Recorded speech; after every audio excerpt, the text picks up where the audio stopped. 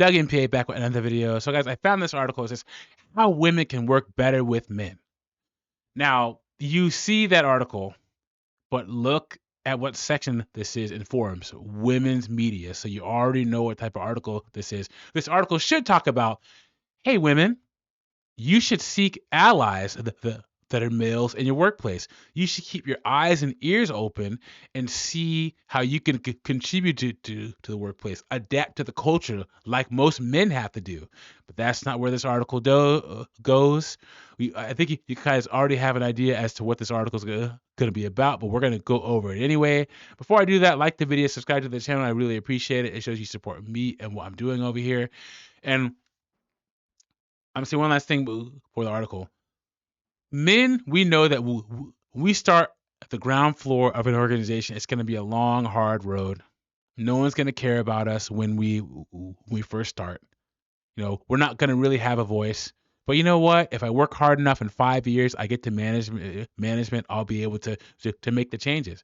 Women, because of the patriarchy, feel entitled to be able to just walk into a workplace and make changes and play this victim narrative that every male is going to be sexist. Every male is going to, mansplain to you and diminish you when that's not the case. Anyway, it says, it is one of the stickiest, crustiest problems of our time. How do women work better with men without having to twist themselves like a pretzel to be like one? You know what?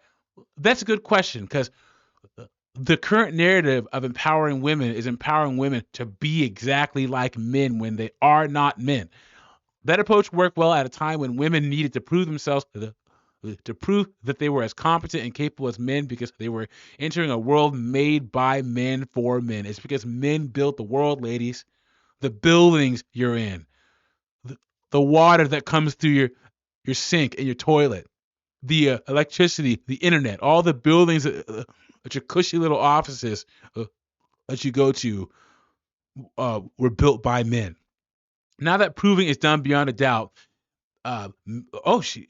she admitted that at least. Many high potential women find themselves at a dead end. They either feel that they are not living in alignment with their strengths and values. It's because you should be aligning with the corporation's strengths and values. Or that they're walking the fine line of competence and likability, also known as the double bind. Women with these terms, man, they just come up with terms for everything. And losing out on both ends. Competent women are disliked, and likable women are considered too nice for C-suite executive positions. We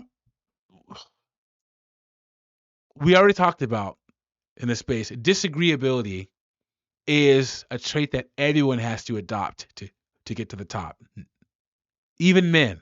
I guarantee you most C-suite men aren't liked either. These challenges are based on cultural biases that are embedded deep in the psyche.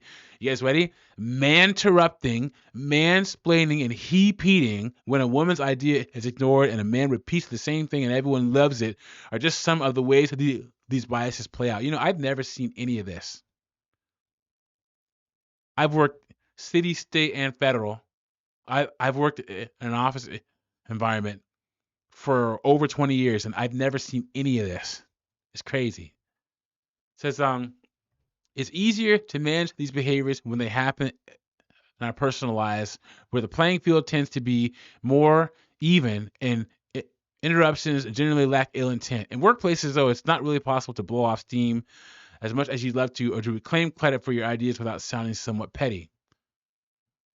So how can competent, ambitious women contribute in ways that bring out their full potential, manage frustrations without getting pulled into them, and change the playing field while they're at it to one where their frustrations are the past? What can they do to change the rule of the game from one where they are lobbing this ball back and forth with men of power and the women who support them?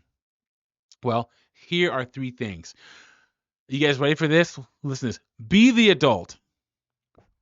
She says, I read somewhere that behavior is always a reflection of age or stage development.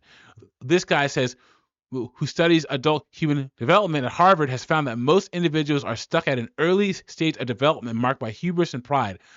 You guys ready? The behavior of male colleagues that frustrate women are generally a reflection of that stunted adult development. So this lady says that men just act like children in the workplace. With this understanding, it's easier to be the adult and perhaps easier still if you happen to be a parent. When you see your coworker as a child who is acting out of line, seeking attention, or interrupting you mid-conversation, you'll instinctively know how to keep your cool, discern what the situation calls for, and respond assertively when you need to do so. You may not do anything differently to what you're already doing, but you'll do so from a place of power. This woman still doesn't understand. It's cutthroat out there. It's everyone for themselves. Okay, you may see it as childish behavior, but pettiness, competitiveness, it's all wrapped into getting ahead. She's just saying men are just grown children and women are not. Sad. Fuel your energy. This is one of the areas women tend to ignore because taking care of their own needs generally falls low on the priority list. Oh, really? Modern women taking care of their own needs is low on the priority list? Yeah, I doubt that. But here's the reality that underpins all performance. It begins with you. A mother cannot raise her young effectively if she doesn't look after her own needs.